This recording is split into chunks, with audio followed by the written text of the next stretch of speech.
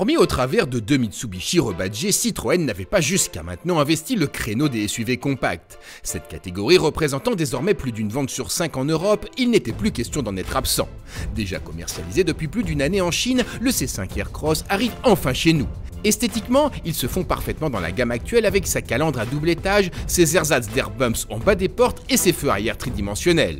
Certes, il ne plaira pas à tout le monde, mais au moins on ne pourra pas lui reprocher de se fondre dans la masse. L'habitacle reprend lui aussi les canons en vigueur chez Citroën avec un mobilier de bord qui fait l'impasse sur le noir intégral. Dommage que les plastiques durs soient pour une bonne partie de la fête. Comme ceux de la nouvelle C4 Cactus, les sièges sont composés de deux couches de mousse, l'une classique destinée à assurer le maintien, l'autre située juste sous la sellerie donnant une sensation inédite de moelleux lorsque l'on s'assoit. Le ton est donné, comme le veut le nouveau credo des doubles chevrons, le C5 Aircross a vocation à devenir le modèle le plus confortable de sa catégorie. Sans surprise, il y parvient haut la main. Que l'on emprunte une route au bitume parfaitement lisse ou un chemin de terre totalement défoncé, l'impression de conduire un tapis volant est bien réelle. Une impression renforcée par l'insonorisation, elle aussi particulièrement soignée. Toute cette suavité se paye toutefois en matière de sensation de conduite. N'espérez pas retrouver dans le C5 Aircross une once du dynamisme de son cousin Peugeot. Au contraire, si vous prenez l'envie de le brusquer, il ne manquerait pas de marquer sa désapprobation, notamment au travers d'un roulis prononcé.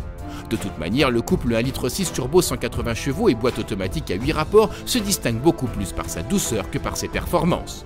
Quant à son appétit, il a de quoi ravir. De 9,5 litres au 100 km à rythme soutenu, il peut descendre aux abords des 7 litres au 100 km si l'on adopte une conduite coulée. Pour assumer totalement sa vocation familiale, le C5 Aircross a également mis l'accent sur l'habitabilité. Aux places arrière, deux adultes de grande taille auront leur aise. Leur bagage également, car avec 720 litres lorsque la banquette est avancée au maximum, le coffre est l'un des plus généreux du segment.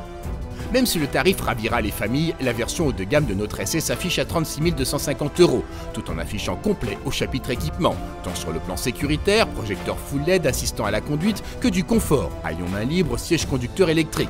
C'est environ 2000 € de moins que son cousin frappé du lion.